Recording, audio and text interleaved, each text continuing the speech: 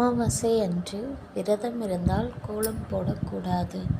கணவர் வெளியே கிளம்பியவுடனே வீட்டை பெருக்கி துடைக்கவோ கழுவவோ கூடாது.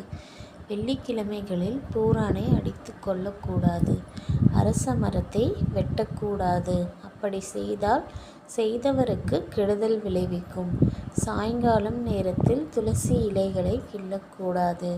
சுவாமிக்கு படைக்கும் பூக்களை முகரக்கூடாது. ஒருவர் தலையில் சூடிய பூவை அதே பூவை மற்றொருவர் தலையில் சூடக்கூடாது. கீழே விழுந்த பூக்களை தலையில் வைக்கக்கூடாது. வடக்கே தலை வைத்து படுக்கக்கூடாது.